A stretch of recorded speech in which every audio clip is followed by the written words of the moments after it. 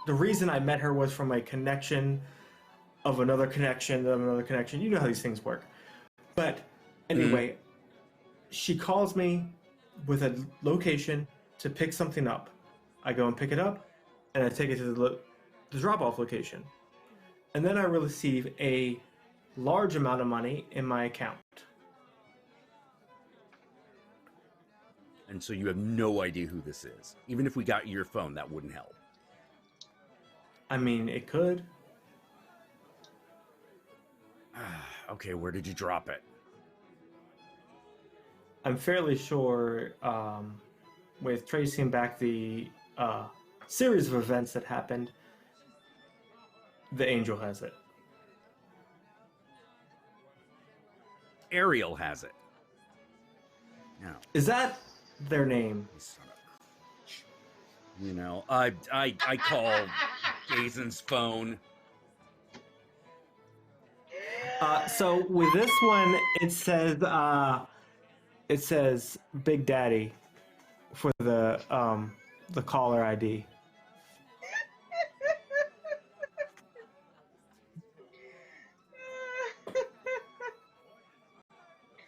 Oh man. An angel does arrive, by the way. This isn't Ariel. Rafa. Come in. The mortals, they wouldn't see the wings along her back.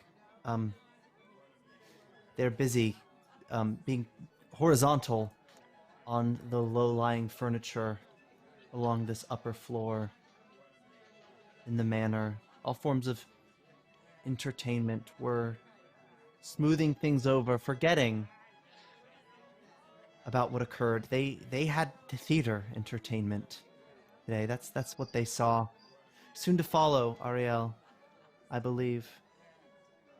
You took a moment to meditate, but you're faster than Rafa. You could catch up.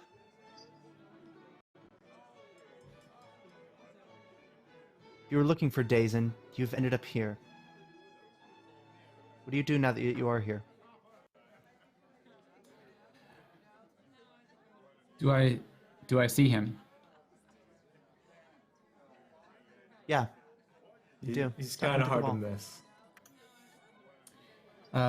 Dazen. I'm not your personal assistant or anything, but a Big Daddy called.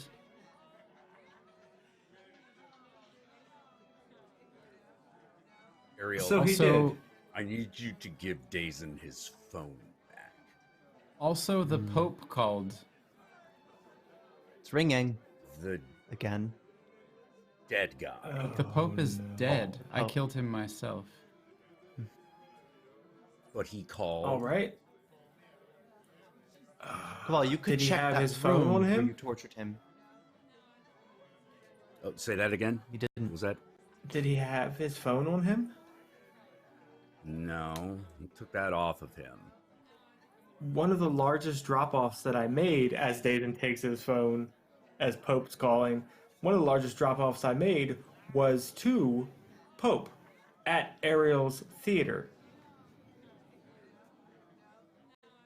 Right. Anyway, everybody, mind your manners. And he answers the phone. And who is this? Oh, Robo bitch. Oh, hello.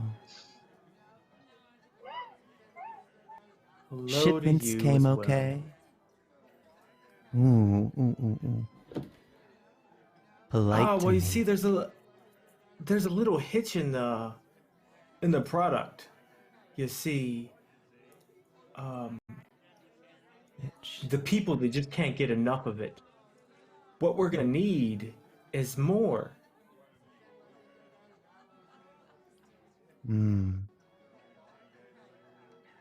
I think we're beyond that stage of what needs to occur. Oh, See? And I'm going to ask while this conversation unfolds. Kaval, if you would like, you did clean up the Pope's body. It's strange, however, that someone would be calling from the line for the rope. He did not have a phone on him. But Right.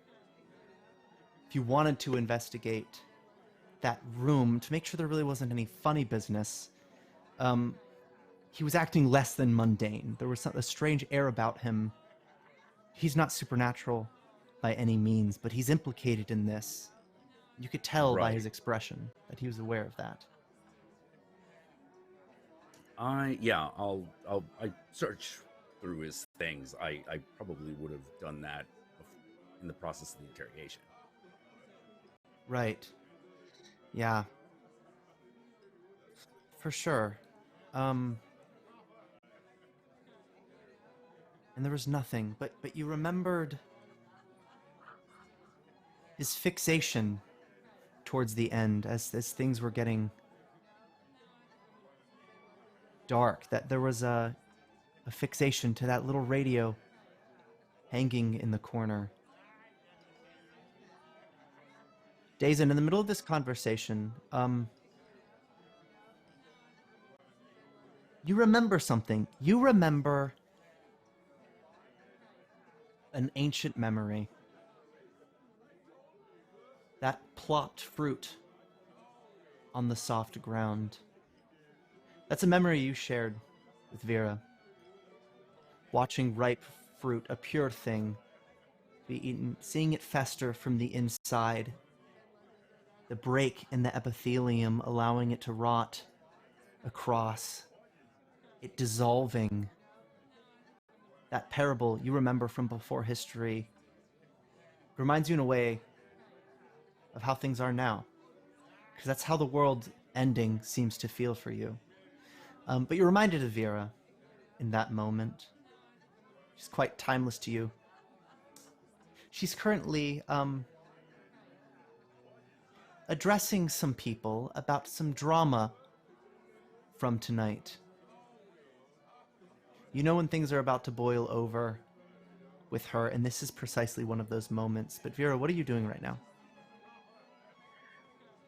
She is first conversing with her parents, and just to kind of give a little background information, her parents, the head of her household, they didn't birth her. They took her in around when humans started to be humans in the Ice Ages, and multiple Ice Ages.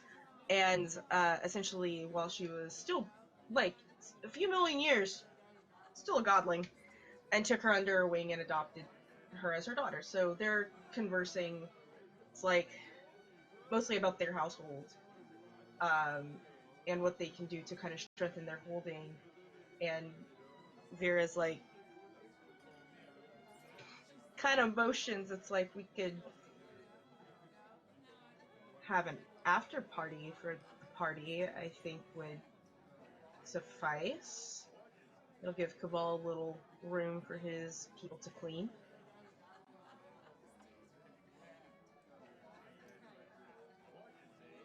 Yeah.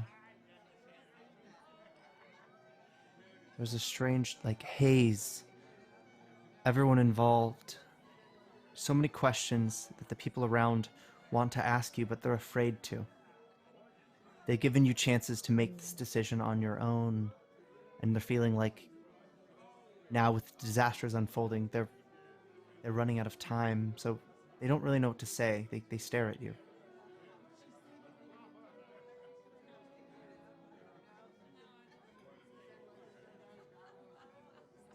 To Hell's Creek, the club. Everyone go. First 2 rounds, 2 drink tickets, so you're good. Right. Hell's Creek is also a formation where Dianodicus fossils are found. Yeah. No, yeah. Where it's clever. It's definitely clever. So, they mobilize.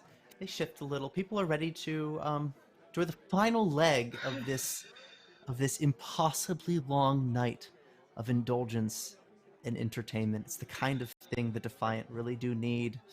And I mean, of course, the mortals can't help it. It's part of the reason why the apocalypse even started. But Caval, you remember in your head that radio. You think about it. That thing wasn't even plugged in. I'm gonna check it out. Yeah.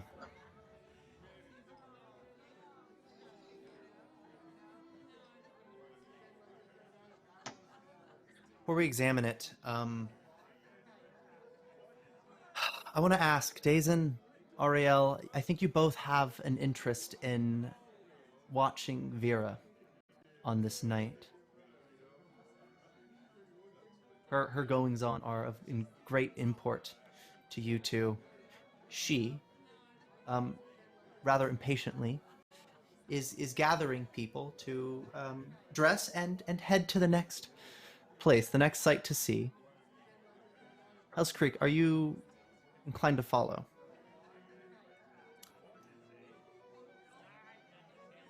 Right. So, with this lady still on the phone Oh that they yeah, were no, talking she's to, there with you. She's letting you soak in the Da- chaos. Dazen's kind of like, yeah, I'll call you back. And he hangs up on her as he starts walking towards Vera. Hmm. Yeah, She, Ariel. she always knows when you're walking towards her.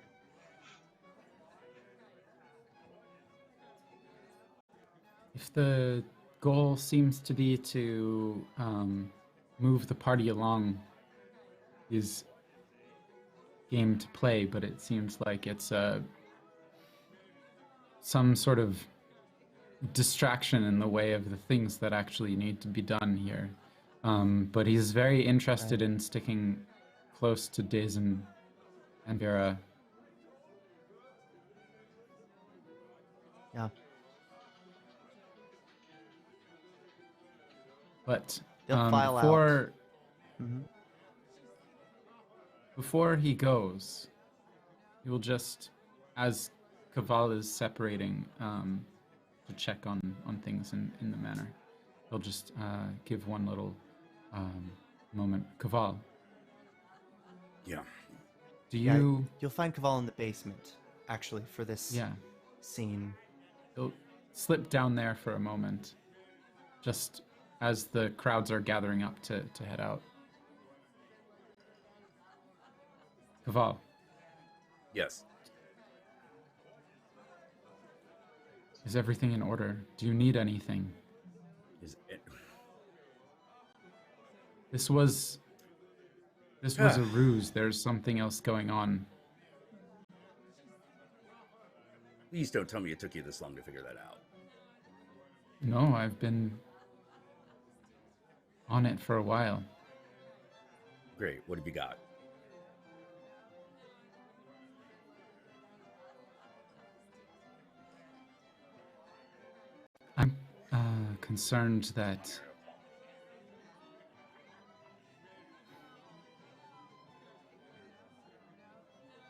I'm concerned that this is coming from within the courts. I'm getting that suspicion as well. What makes you There's think that? pressures from the outside. We're used to facing those, but this movement seems to have known where our vulnerabilities are, all of us.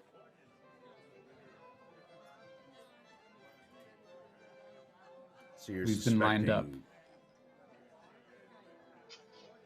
So you're suspecting one of our own. Why was Dazen coming here? Why was he coming here? I hired him to be here. Hmm. And then Pope showed up? He showed up at your place and you brought him. I didn't.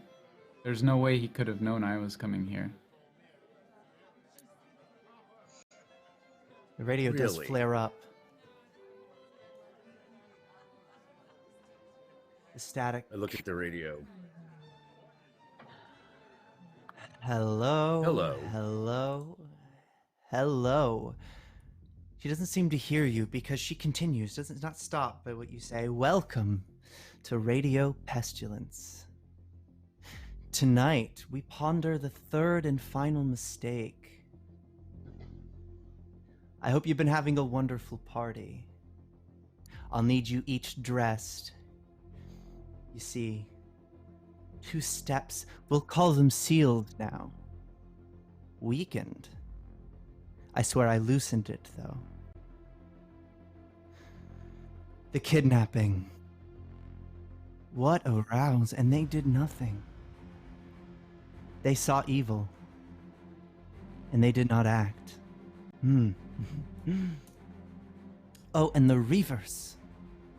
Again, the mistake of the Defiant. They were told to watch. They heard great evil, and yet no action. Audience. Hopefully my broadcast can be the last step here. We saw beyond the carnival. Like fruit, it festers. It rots. It's been a long time coming, folks. Get settled, it'll be a long night yet. This is Robot Bitch. Signing out, but keep me around. I'll be here. And it just sort of fades out. That party upstairs is sort of stopped. You don't think they've heard this. They weren't actually listening to the radio. Gaval, you knew that broadcast was for you. But that's where I'm going to end off for tonight. You fine folks. Interesting predicament. Sir. We're all in. Hello, yes. Yes, I will not be fielding any questions at this time. I looked at the clock. We don't have time for a wrap Q&A on the calamity that has occurred so far. But thank you for watching. We left sort of on a cliffhanger, as we seem to always do on the games that I run, and I feel so bad for my players now that they have to wait an entire week to figure out what happens next. But I really do hope you join us for the final episode, or the final act of this 3-part episode. It's been an absolute blast, but I know we're kind of crunching it for time. So why don't we go around in my usual order, but then tell me what's going through your character's mind right now as we're at the manor and shit's hitting the fan. Not the first time, but the second time that's happening. Starting with Daniel. Hi guys, Daniel. I played Days into Night, the Leviathan of House Haddad. It was great. I had an amazing time. Things going through his head right now are more of, wow, we're pretty fucked. But Vera looking real thick though.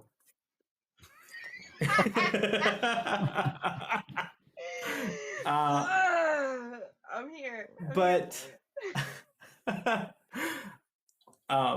anyway, you guys can catch me on Twitch at Penny for a Tale on Sunday as I reprise my role as Salix Lavendale, the crestfallen elf, as he works through his insanity issues with his wizard, Runes Ravenswood. Definitely come check us out then. We kick off at 8:30 Eastern Standard Time. Ooh. All right, Jacob. All right.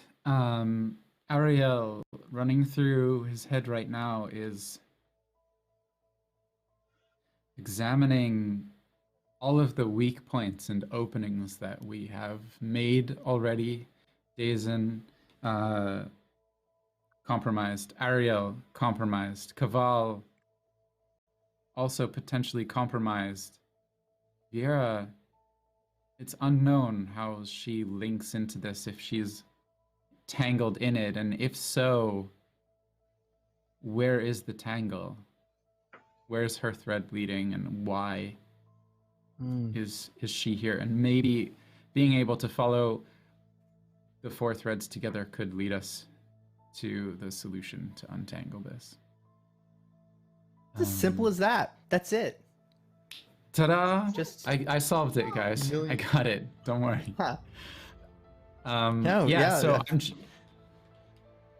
I'm Jacob. I played Ariel, the Angel of Passion and Doubt, and I'm at Water Mosaic on Twitter and on Twitch, and I've been doing a little solo playthrough of Wanderhome, which is a very different game. It's a pastoral journeying game, a really beautiful story. You can see it on Sundays at 4 p.m. Eastern Time on my Twitch channel.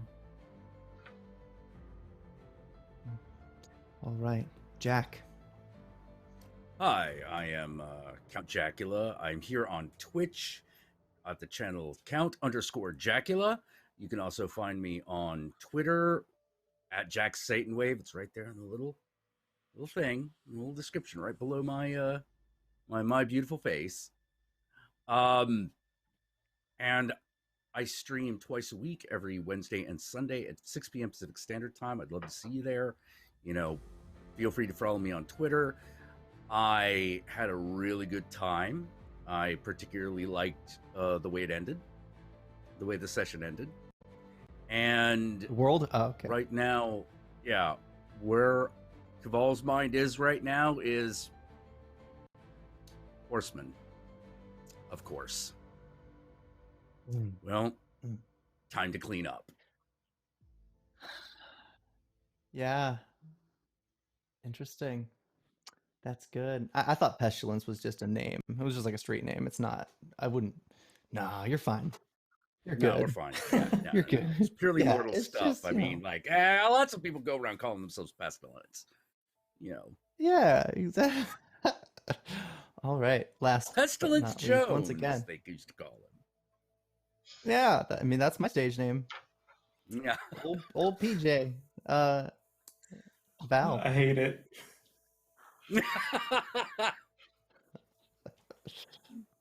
Sup, y'all? How's it going?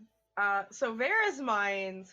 I don't know if I can reveal what's on Vera's brain without maybe giving some spoilers, but I think what is going through Vera's head is the choice she's probably going to have to make very soon.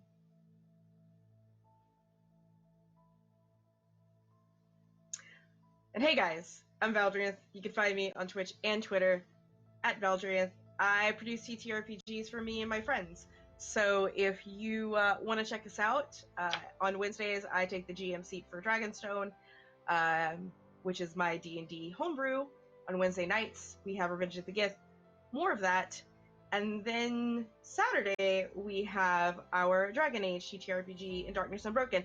And that's kind of it right now because we're just wrapping up seasons there. Oh yeah, Thursday is actually the season finale of The Expanse that my husband runs. So it's, yeah, good things. But if you're interested in maybe becoming my friend and playing with me, slide into my DMs. I'll get you into my Discord where everyone gets first dibs on my games. So yeah, we're casting right now and we'll cast pretty soon. So if you're interested in that, hit me up. I'm done. Ooh. I'm good. Let's go. Yeah, no.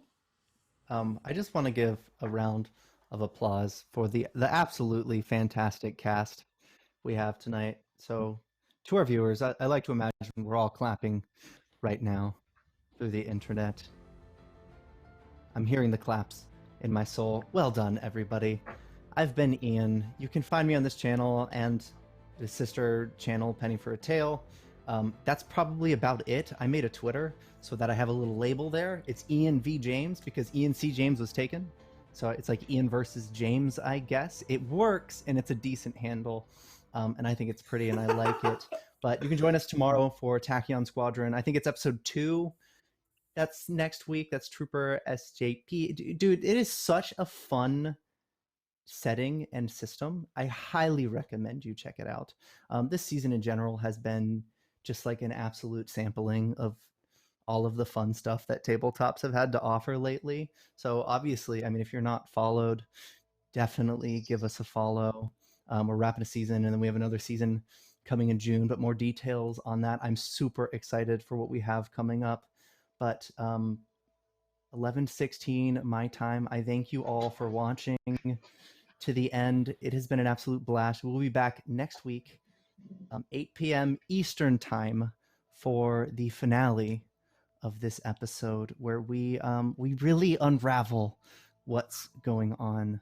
But with that said, thank you so much for watching, and good night. These are the tales we weave. Tales of magic. Tales of mystery. Tales exploring the beyond. And while we continue to grow, even more adventures await. In the depths of the unknown. Will you join us in the telling?